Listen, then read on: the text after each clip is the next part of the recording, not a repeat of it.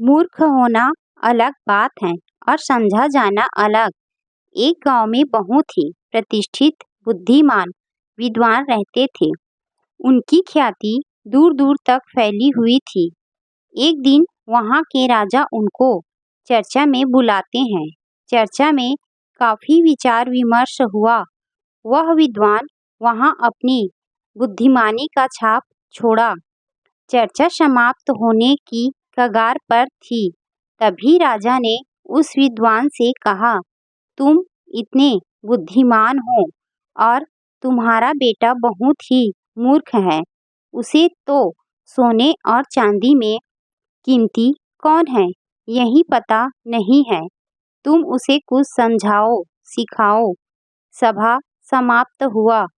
वे विद्वान घर पहुंचते हैं और अपने बेटे से पूछते हैं, बेटा, सोने और चांदी में कौन सबसे ज्यादा कीमती है? बेटा बिना एक पल गंवाए उत्तर देता है, पिताजी, सोना।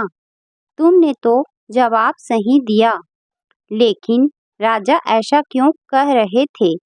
बेटा सारी बातें समझ जाता है और बोलता है, पिताजी, मैं विद्यालय जाने के रास्ते में ही हफ्ते में 3 से 4 दिन वहाँ सभा लगते हैं।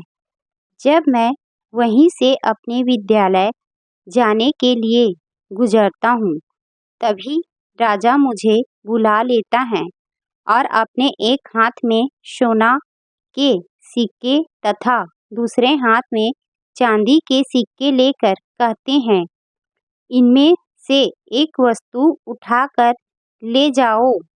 मैं तो चांदी के सिक्के उठाता हूँ।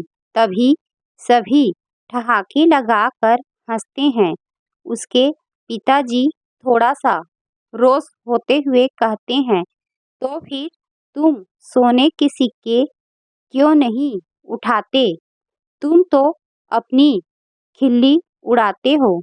साथ में मेरा भी बेटा उसे अलमारी के पास ले जाते हैं।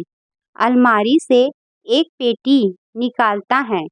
वह पेटी चांदी के सिक्कों से भरा रहता है।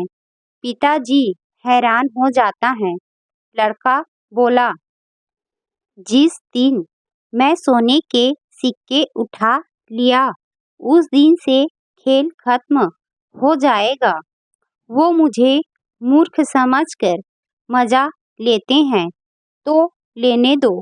मैं भी कुछ कम नहीं हूँ। यदि मैं बुद्धिमानी दिखाऊंगा तो मुझे कुछ नहीं मिलेगा। आपका बेटा हूँ, अक्ल से काम लेता हूँ। सीख, मूर्ख होना अलग बात है और समझा जाना अलग होता है। एक बार का और तुरंत का फायदा लेने के बजाय समझदार लोग अधिक बार और लंबे समय की सोचते हैं। इस कहानी के बारे में अपनी राय हमें कमेंट जरूर करें।